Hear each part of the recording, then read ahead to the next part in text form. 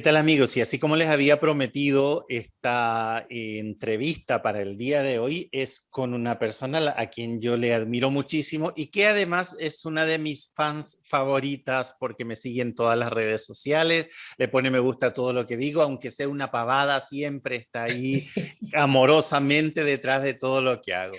Ella es profesora de educación media, es licenciada en pedagogía, licenciada en administración educativa, también directora departamental de Escuintla de la Organización Educativa Global en Guatemala y además es delegada de educación de la Organización Mundial de Coaching y Desarrollo Personal en Línea Positiva. Me refiero a mi amiga, a quien le aprecio muchísimo desde Guatemala, Aminta Elizabeth Sosa Martínez. ¿Cómo estás? Bienvenida. Gracias, Andrés, gracias. Aquí muy contenta de estar contigo, de compartir este espacio para poder edificar un poquito más a nuestros Teníamos, oyentes. teníamos esta promesa de estar juntos desde hace rato y no coincidíamos en los tiempos, así que para Vamos a mí ver. no solamente es un honor, sino que poder robarle un poquito de su tiempo a Aminta para hablar justamente del tema que es su especialidad, que es la educación. Nuestros países latinoamericanos sí han tenido estos vaivenes, no solamente en la política, social, económica, sino que la educación también ha sido un factor tremendamente afectado en nuestras sociedades, ya sea por las precariedades en que se manejan los presupuestos, como también la precariedad en que se implementan los currículums educativos. Así que todo esto lo vamos a ir hablando con ella, pero de una manera cordial, de una manera amena y amable. ¿No es así, Aminta? ¿Qué nos podés contar de tu experiencia en el ámbito educativo? Pues fíjate, Andrés, de que tú sabes cómo es la situación en lo económico, pero el ser docente o educador, ahora le llaman facilitador, es una labor de vocación. Es algo que realmente se debe de amar porque el producto que uno entrega son seres humanos transformados. Y a mí es algo que me apasiona mucho, me gusta mucho mi carrera. ¿Cuándo empezó esa vocación? ¿Siempre fue así? ¿O al principio fue una salida laboral? ¿O fue ya una decisión premeditada? Fíjate, Andrés, de que es bien curioso porque, bueno, yo no pude estudiar en la universidad cuando salí de nivel medio por muchas circunstancias, pero de ahí la vida me dio la oportunidad, ya entrada en años, ya un poquito más joven, dices tú, de tus dichos hermosos. Y entonces yo quería seguir estudiando psicología, pero en el área donde yo estaba no había psicología. Entonces estaba trabajo social, que me gusta también, y estaba pedagogía. Y porque siempre he sido una persona cálida, con toda la humildad del mundo, y me gusta mucho el ver que otra persona salga adelante. Entonces, ahí fue cuando yo ya ingresé a la universidad. Te estoy diciendo que ingresé a los 46 años a la universidad. Eh,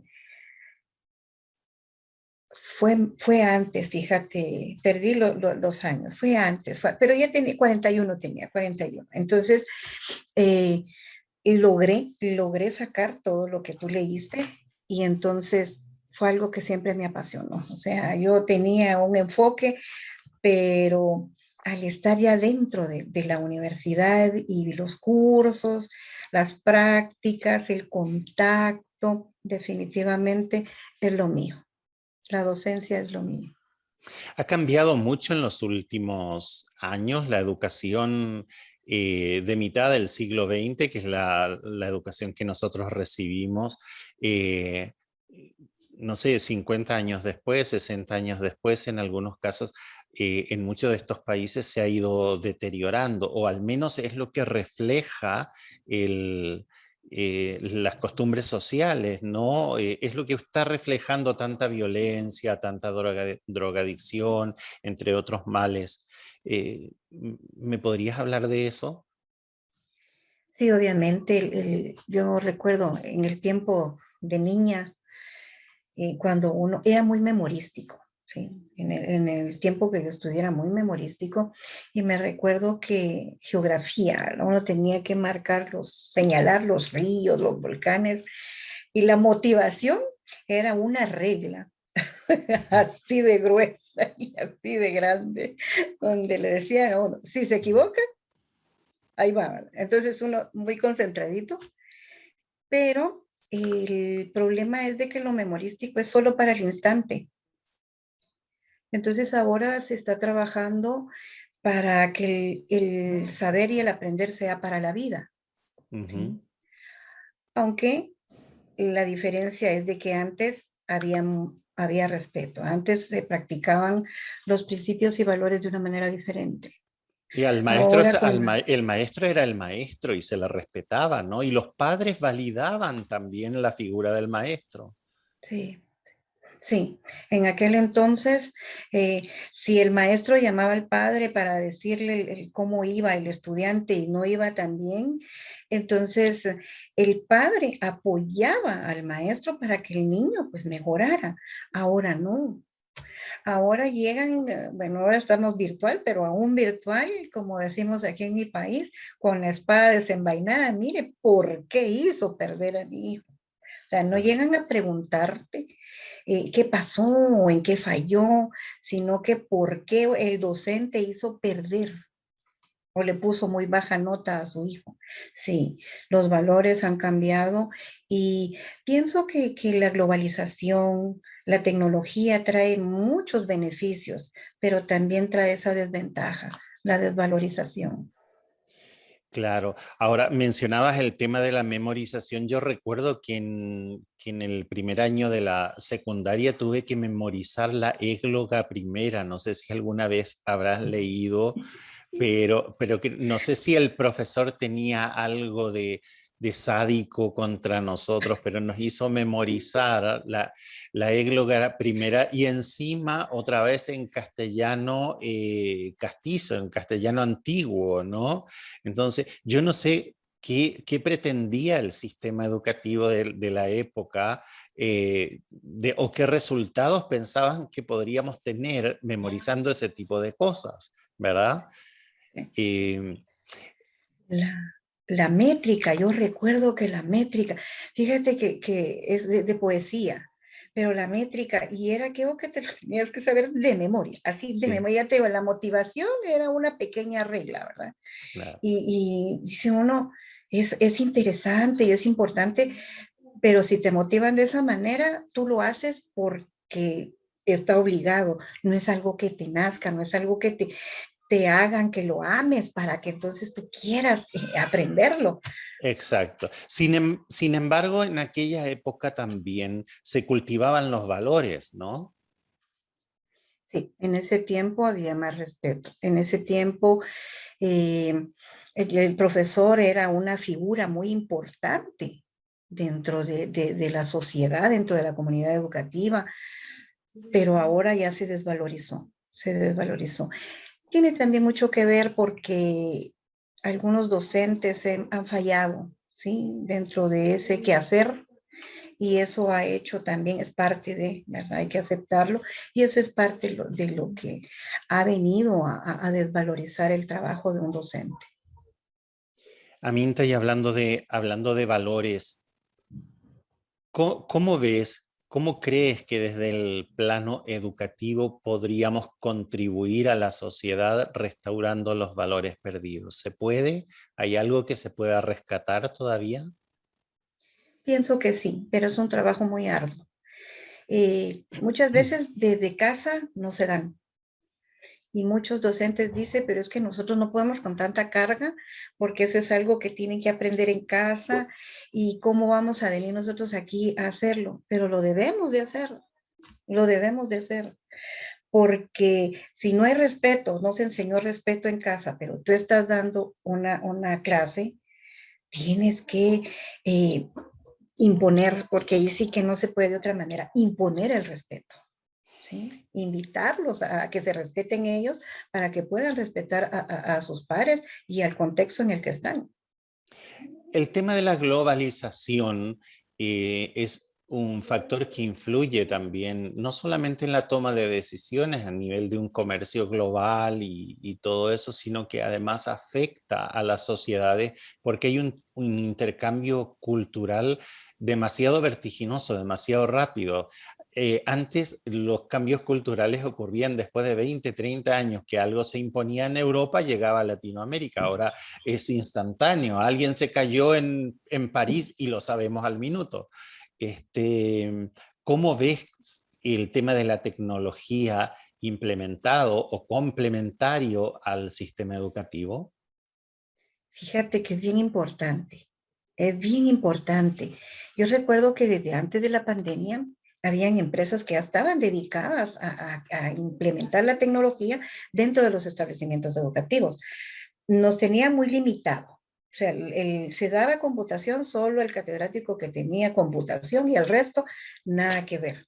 Cuando vino la pandemia, como dices tú, de ayer para hoy tuvimos que, sí o sí, a adaptarnos a la tecnología. Hay un campo muy amplio y es muy interesante, es muy innovador y es muy, para ellos están en su ambiente, están en su ambiente, pero no los tenemos que dejar como huérfanos digitales, sino que tenemos que enseñarles que no sirven nada más para que pierdan el tiempo en las redes sociales o para que estén jugando, ¿verdad? Sino que sirve para muchas otras cosas que son importantes dentro de la educación. Claro, que pueden ser una herramienta para un despegue social y cultural demasiado importante. El cambio social en Latinoamérica, yo me suscribo siempre al ámbito de Latinoamérica porque creo que teniendo un lenguaje común en esta radio, Ser, Hacer y Tener, nos escucha la gente de habla hispana. Entonces mi lenguaje siempre va dirigido al hispanohablante. Nuestros países necesitan dar ese salto cuántico, ¿no? Y creo que la tecnología y la educación pueden ir de la mano para ese gran salto que necesitamos. Fíjate que ahorita con lo que nos toca que vivir porque todavía lo estamos viviendo, la tecnología ya va de la mano y debe de ir de la mano con la educación. Incluso establecimientos públicos, Uh -huh. que lo que tú decías, hay unos que están en una precariedad terrible, sin embargo, los maestros se han vuelto con una creatividad que han logrado que estos estudiantes tengan el conocimiento de una u otra manera.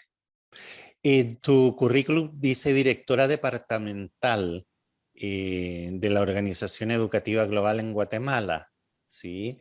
Y como directora, tuviste que vivir este proceso, esta transición de la educación digital a la que no estábamos acostumbrados. ¿Cómo fue ese proceso? Fue muy difícil, fue muy difícil, fue muy cargado, fue muy desgastante, porque me recuerdo que el viernes dieron la noticia, el lunes ya no íbamos, el lunes empezamos a trabajar ya de manera virtual. Entonces nos exigieron que de viernes para lunes, entre sábado y domingo, nosotros tuvimos que aprender una cantidad de herramientas para poder atender ya el lunes a los estudiantes y darle correlatividad a los contenidos. Daban por hecho que Entonces, ustedes sabían, estaban preparados para el cambio. o sea, en esos 2 días nosotros tuvimos que aprender más de alguna herramienta para el día lunes ya continuar con el proceso. Nos tocó que volar, no correr, volar para aprender, eh, ¿qué te dije yo? Zoom, Google Meet, para poder estar con los chicos y poder continuar con el proceso educativo. ¿Sí? Correcto. Las escuelas y las instituciones públicas, eh, WhatsApp, al menos tenían WhatsApp, entonces ahí mandaban las hojitas, fíjate que yo son exalumnas de la licenciatura de preprimaria, del nivel preprimario. Y estas patojas, yo siempre las felicito. Aquí en Guatemala sí le decimos a la gente joven, Ah, ok. patojas. Sí. Para no malentender, ¿no? Para no malentendernos, fíjate de que estas patojas son, pero increíbles. Ellas se grababan videitos, ellas hacían el material y les explicaban todo. Era preprimaria. Y para mí, como pedagoga, el nivel más difícil en una modalidad virtual es preprimaria. Ujú. Y ellas cantan, bailan, se pintan, se ponen trajes y de todo para darle las clases a los niños. Ya de ahí las guías, ¿verdad? Que como están en el ministerio y es estatal, pues sus guías y todo, pero ellas para mientras mandan todo ese material. Los niños que no tienen, entonces ellas, por medio de un canal local, entonces, transmitían los mismos videos que les mandaban a los demás, lo Ujú. transmitían ahí para que los niños que no tienen el medio, por medio de la televisión, vieran sus videos y hicieran sus guías. Yo siento de que esto significa el querer hacerlo, Claro. el Buscar tener la voluntad. claro, buscar los mecanismos. Y ahí te Exacto. adelantaste porque yo te iba a preguntar, me imagino que Guatemala, con los mismos problemas que nosotros tenemos, siendo un país chico, sudamericano, no todos los alumnos habrán tenido acceso a la tecnología, no todos habrán tenido un teléfono inteligente o una computadora, no No. todos habrán tenido internet como para poder mirar el contenido, ¿no? Entonces había una solución, podían verlo a través de una señal de televisión. Fíjate que hubo un compañero que era rural y él se puso de acuerdo con es coordinador municipal de la comunidad, el común. Y él, con la iglesia, con el coordinador de desarrollo de la aldea, y él, ¿verdad? Y la escuela, obviamente, con un autoparlante, iba y les daba las guías y les decía que en tanto tiempo él iba a empezar la clase. Y entonces se iba a la radio local del lugarcito ahí por, ay, sí, de radio. Y ahí daba la clase. O sea, los niños ya tenían la guía y él dando o con el autoparlante y el radio, por los que no lograban oír. O sea, es cuestión de voluntad, ¿ves? Pero Claro, es vocación y amor a lo que uno hace, claro, porque no busca excusas, sino que encuentra soluciones. exacto. ¿Y los educadores en Guatemala tienen el mismo grado de insatisfacción que en los demás países respecto a los honorarios, las condiciones de trabajo y todo lo demás? Sí, sí, definitivamente, aunque el magisterio nacional, o sea, los que trabajan con el Estado, tienen mejores salarios que los que trabajan en la iniciativa privada, porque en la iniciativa privada hay unos salarios que dan pena.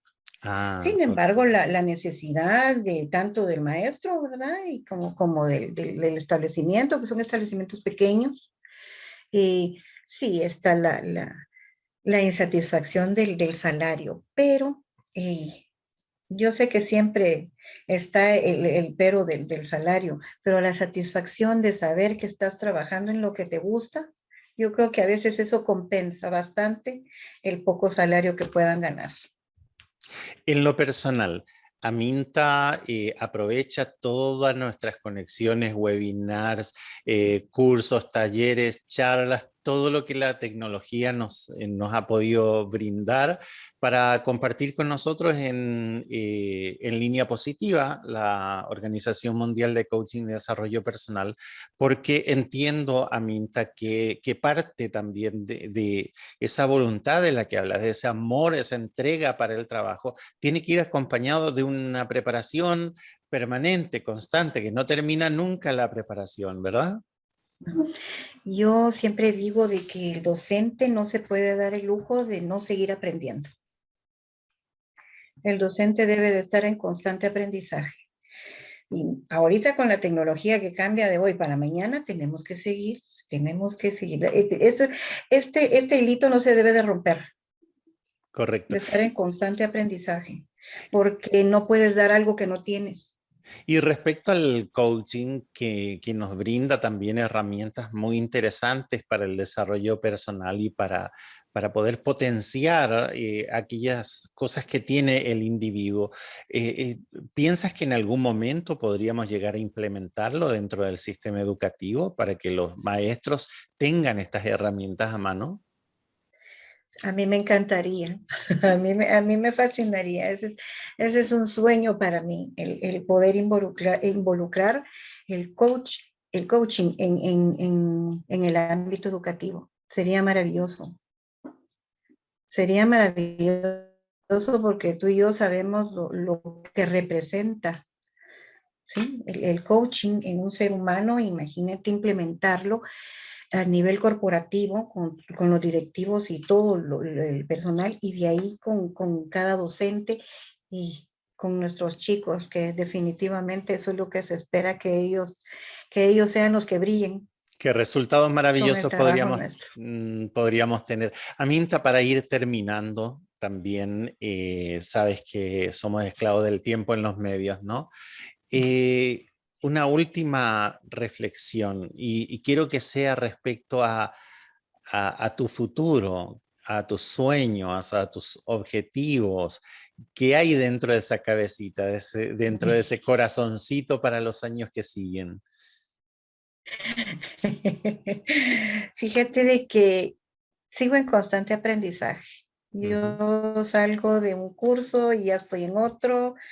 Ahorita tengo como 5, ya casi termino 2, me quedan 3, pero ya tengo otros 2 más. Entonces, para mí es aprender, es poder seguir teniendo la voluntad de transformar vidas por medio de la educación. Obviamente, cumplir metas. Ahorita estoy casi terminando el Master Coach de Vida y Corporativo en Línea Positiva. También el diplomado de inteligencia emocional y coaching, que es un tema muy importante y muy interesante, que va también muy de la mano con la educación, ¿verdad? Entonces, sí, es seguir aprendiendo. Siento de que el ser humano, cuando dice que ya sabe todo, solito se veda el derecho de seguir aprendiendo. Y yo hasta el último día que respire aquí, yo estoy aprendiendo. Te veo motivada y te veo contenta cuando lo dices. Me gusta, me gusta. Mucha gente me dice, ay, no, descanses, ya está grande. Ay, no, le digo yo no, voy a descansar en el cementerio cuando ya me muera. Ahorita no, ahorita tengo mucho que aprender todavía. Aminta, yo sé que tengo muchos, sobre todo en Paraguay, tengo seguidores del ámbito educativo. De hecho, en algún momento de mi vida pasé por una institución educativa, trabajé 4 años en el Colegio San Andrés. Fui el secretario general de la Asociación de Colegios Privados de Paraguay también un tiempo. Eso me llevó a poder participar en la organización durante un año de las jornadas de la reforma educativa. Entonces la educación para mí es algo que me golpea así bien ahí adentro porque lo tengo todavía incorporado. Quisiera una reflexión final de tu parte para esos educadores, para la gente que está en el día a día, que quizás no tiene las herramientas, tiene que tomar un ómnibus y viajar 2 horas, incómodo, se levanta muy temprano, llega muy tarde a su casa, sin embargo lo sigue haciendo por esa pasión y esa convicción de estar haciendo el bien al prójimo, que era lo que hablabas. ¿Qué le podrías decir? ¿Qué les digo? Que no se rindan, que la educación es la que transforma el país y va a transformar el mundo, que un educador es un pilar muy importante dentro de la sociedad, y que pese a mal pagado, a cansadísimo, porque la jornada de un educador no es solo en el tiempo que está en el establecimiento educativo, o ahorita que tenemos la virtualidad en la jornada que se está, que es la misma, porque muchos establecimientos no lo hacen asincrónico, sino que todo es sincrónico. que no es solo de ese horario, es de 24 horas, Claro. incluyendo las pocas horas que puedan dormir, porque tienen que planificar, tienen que calificar, tienen que preparar material virtual ahora, físico, grabar sus clases, atender a los estudiantes que les cuesta o que no entendieron, atender a padres de familia, cumplir con lo que les exigen en los directivos del establecimiento. Entonces, ellos se deben de valorarse porque muchas veces no se valoran realmente ellos mismos lo que significan para una comunidad.